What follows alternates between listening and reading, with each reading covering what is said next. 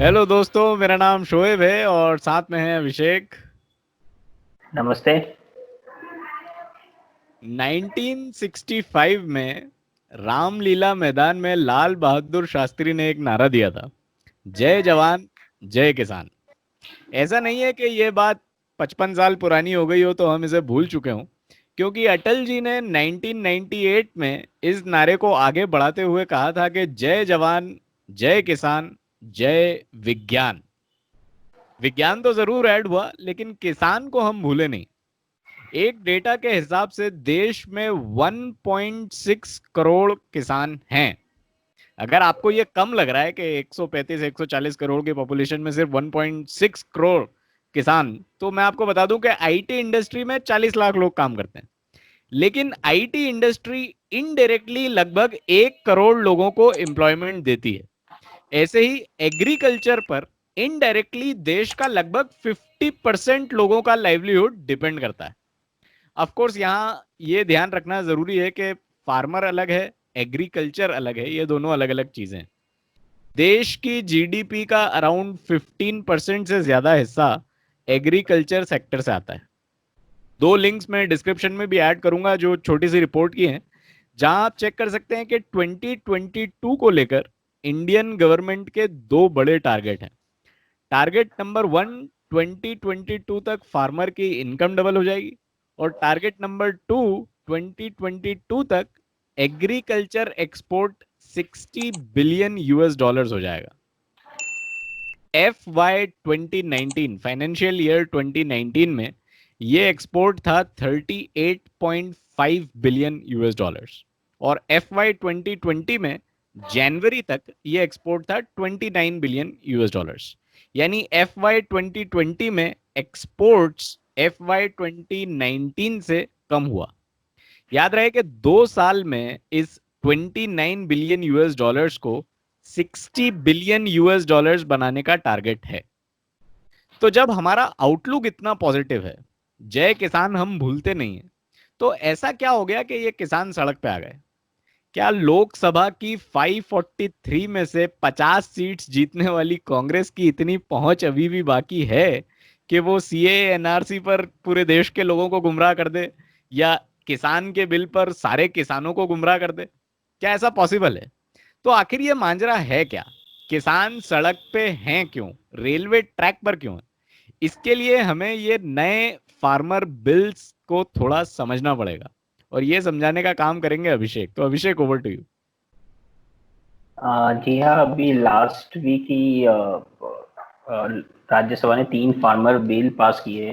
तो अब समझिए कि बेसिकली ये बिल्स है ही क्या। ये आपको 2-3 लाइनों में, चूँकि काफ़ी एक डिटेल टॉपिक है, बट हमारे पास इतना टाइम नहीं है कि हम इस पे पूरे डिटेल में बात करें। तो आपको एक शॉर्ट में एक समरी देने की कोशिश करेंगे कि ये बिल क्या है और इस पे इतना विवाद क्यों चल रहा है और हर राज्य में अलग-अलग विवाद चल रहा है, तो उसका क्या कारण कारण है कि पंजाब और हरियाणा में ज़्यादा किसान इसका विरोध कर रहे हैं। कई स्टेट से लाइक महाराष्ट्र, वहाँ पे इसका सपोर्ट कर रहे हैं किसान। तो वो हम आज समझने की कोशिश करेंगे। तो पार्लियामेंट ने 3 बिल पास की है लास्ट वीक। फर्स्ट बिल है farmers produce trade and commerce bill 2020। Second है the farmers agreement of price assurance and farm service bill 2020 and essential commodity bill 2020। ये अमेंडमेंट है। एसेंशियल कमोडिटी बिल एक पहले भी था, उसमें अमेंडमेंट किया है। तो हम ये समझते हैं कि इन 3 बिल के जो बेसिक पॉइंट एग्जिस्ट क्या है इन बिल्स का।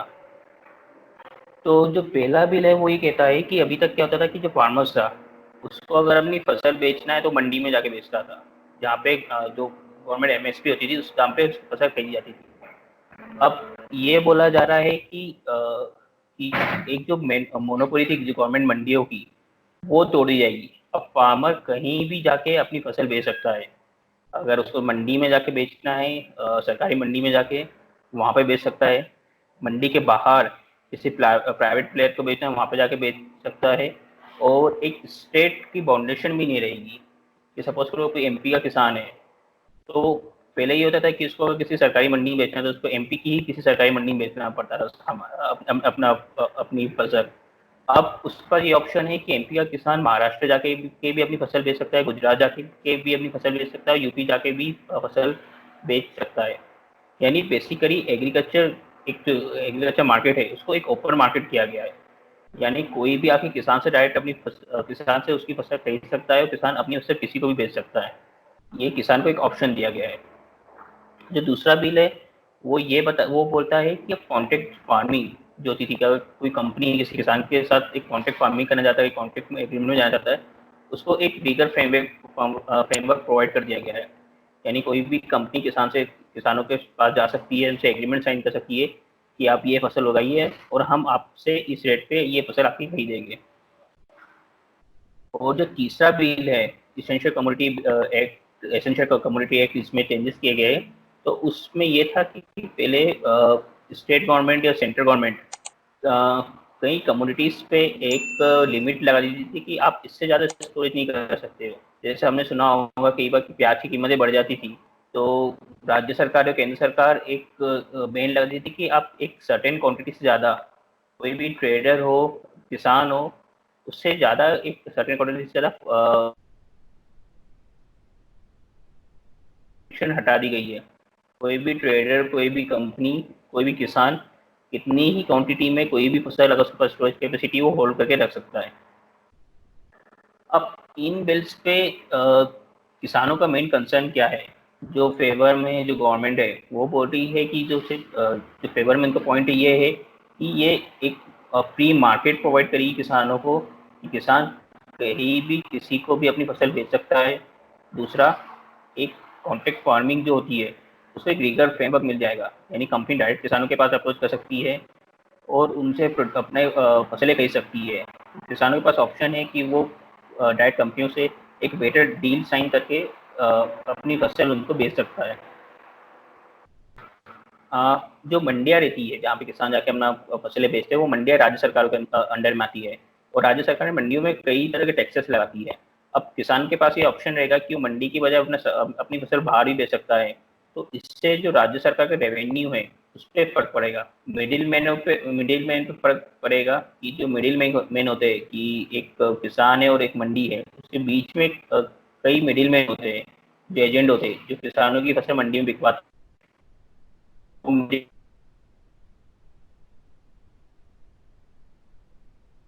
फार्मर्स का सबसे बड़ा डर है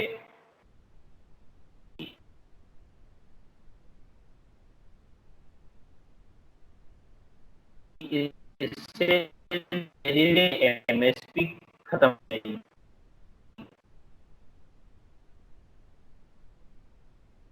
किसानों के साथ नेगोशिएट कर सकती है, जबकि बार्गेनिंग पावर किसानों के पास नहीं। किसान अपने टर्म्स पे कंपनियों के साथ नेगोशिएट नहीं कर सकते। तो ये जो सब फैक्टर है कि फार्मर को हम जो गवर्नमेंट बॉडी के हम फार्मर को एक फ्रीडम दे रहे हैं कि वो कहीं भी जाके कहीं अपने फसल बेच सकती है, किसी कंपनीज को बेच सकती है, प्राइवेट प्लेयर्स को बेच सकती है। तो कि जैसे कि मैंने पहले ही बताया कि एक जो नेगोशिएशन पावर है, किसानों का नॉलेज है कि सही में कंपनियों से डील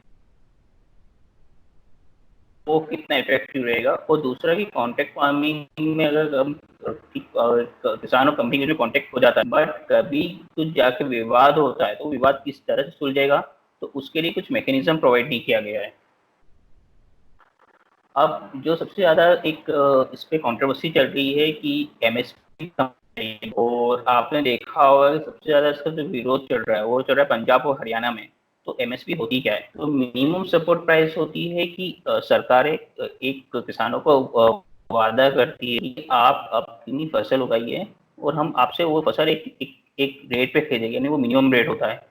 सपोज कीजिए कि गेहूं है तो गेहूं की सरकार ने एमएसपी, यानी कि सरकार किसानों को एक एश्योरेंस दे रही है कि आप गेहूं उगाइए और हम आपसे वो कुछ भी हो जाए, कितना भी उसका प्रोड्यूस हो, कैसा भी इन्वायरमेंट हो, आगे जाके जब फसल कटेगी कुछ भी अगर चेंजेस होते हैं, तो हम कम से कम आपको 2,000 रुपये देंगे, 2,000 में वो गेहूं आपसे खरीदेंगे। तो अभी 23 ऐसी कम्युनिटीज है जहाँ पे प्राइस डिक्लेयर करती है।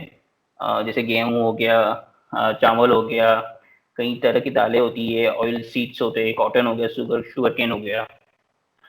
तो ये जो एमएसपी पे जो सरकार खरीद करती है, ये करती है सरकारी मंडियों से, जो गवर्नमेंट मंडी होती है वहां से खरीद करती है। किसान अपनी फसल लेके सरकारी मंडी में जाता है, वहां पे एमएसपी पे जो भी जो गवर्नमेंट डिसाइड की एमएसपी, उस प्राइस पे अपनी फसल सरकार को बेचता है।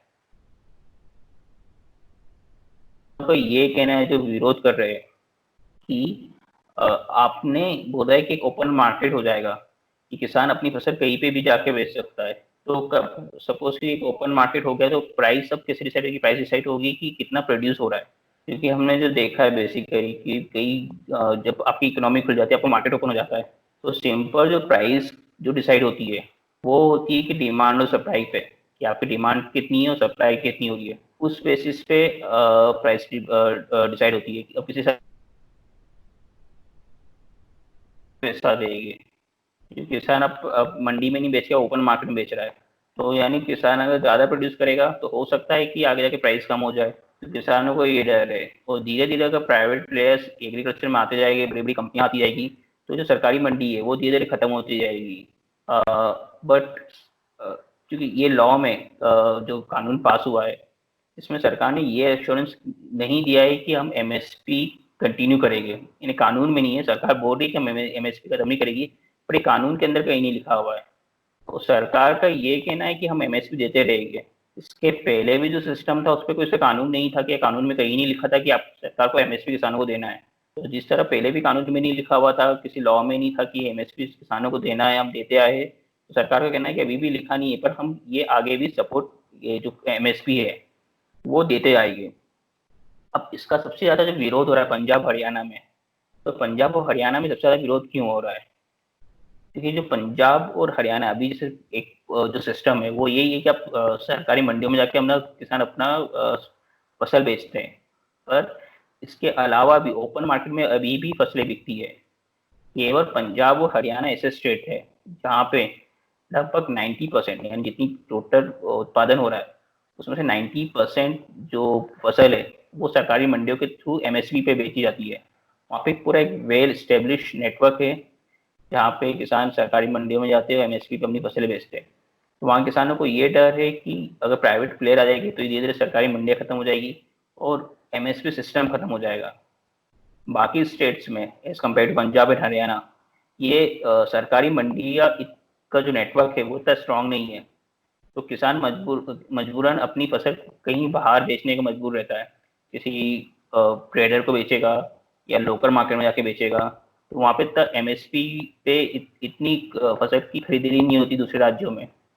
तो इसलिए हमने देखा कि पंजाब और हरियाणा में इसका सबसे ज़्यादा विरोध हो रहा है। तो बेसिकली यही था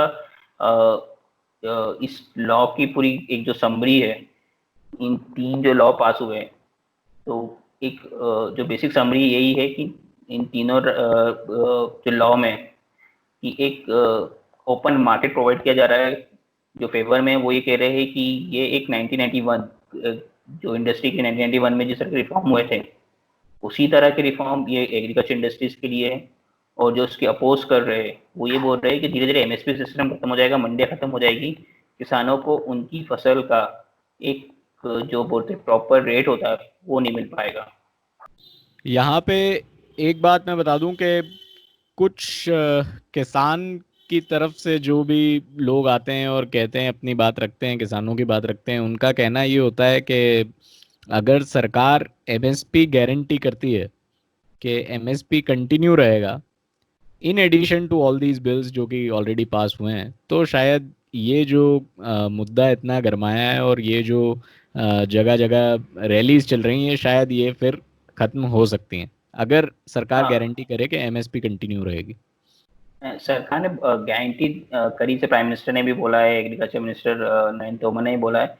बट ये पॉइंट बिल में ऐड नहीं किया कि कानून नहीं बनाया है, कि लॉ नहीं है। करेक्ट। क्योंकि हम्म। आगे जाके सरकारें मना भी कर सकती है कि ये कानून नहीं है, हम पे एक फाउंडेशन ही कि हम एमएसपी दे आपको। राइट। तो जो किसानों के फेवर में उनका ये कहना है कि आप इसको एक बिल में भी लाइए कि एमएसपी कंटिन्यू रखी जाएगी। राइट। तो इस बार के लिए इतना ही। हमने समझा कि किसानों को लेकर देश में क्या हो रहा है। अगली बार फिर मिलेंगे, तब तक के लिए टेक केयर।